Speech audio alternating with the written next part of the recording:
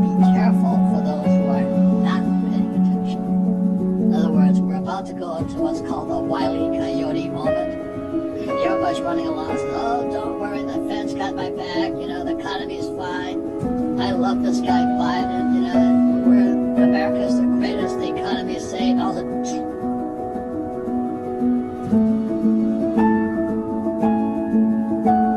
It's the crash that's coming soon. It's the people that are not prepared.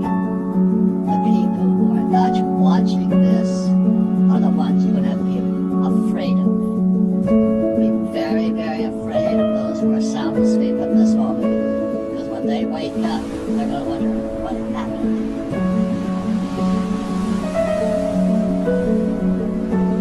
Number one, Janet Yellen, Secretary of Treasury, also fed Chairman at one time saying she, the FDIC, Federal Deposit Insurance Corporation, and the Federal Reserve Bank will determine which banks deliver money. What did that terrify you? That's number one.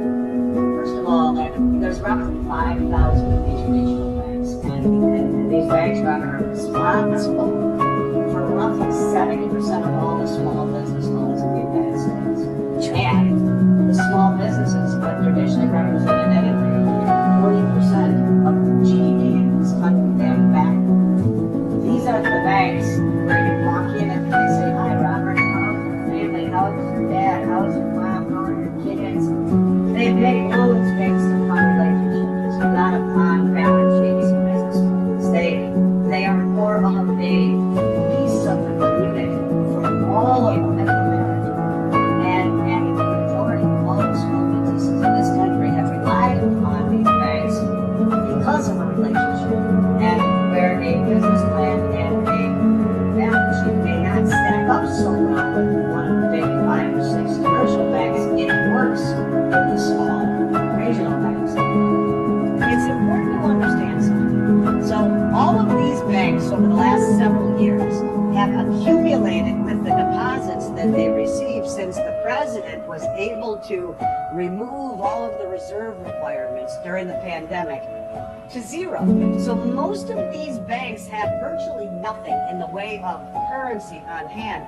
And because they would take these deposits that came in from the depositors, and they would buy bonds with them, typically treasuries and in many cases mortgage-backed securities at rates above what they were paying, of course, to the depositors. But in what was typically considered safe places to be, the problem is all of those bonds have an average maturity or an average yield rather of about 2 to 2.5% and long maturities. And so the problem is that since interest rates have risen closer to 5%, every one of those bonds in their portfolio have lost 50% or more of their value. Now, the banking regulations say that they don't have to mark those to market until they sell them. And so they have a full balance sheet filled with toxic assets that have lost over half their value or more. So in the case of SVC, when you saw a run on the bank, for whatever reason, you get people running on the bank, because there's so little cash, the reserve requirements have been slashed to nothing, these banks are forced to sell their bonds at a huge loss in order to meet customer demands to get their money back. And if enough redeem or withdraw their money, and the banks are forced to liquidate their bond holdings, which are all have been eviscerated by rising rates, then as we saw last week, a large bank could become insolvent in less than 24 hours, and that's exactly what happened. The SWIFT system is basically the oxygen that is needed for cross-border payments to breathe. In other words, you're not allowed to send your money from one country to another unless it routes through the SWIFT system, which is basically a computer system, if you will, or a message board system.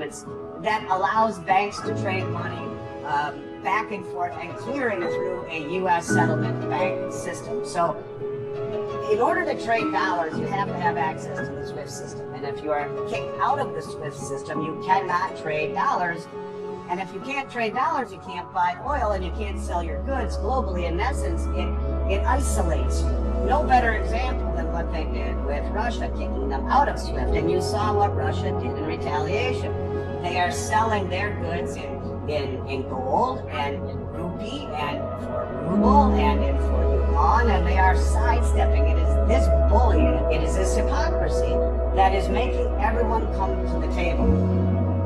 Now, Lael Brainard's whole thesis is removal of the commercial banks and a central bank digital currency. She is a modern monetary theorist.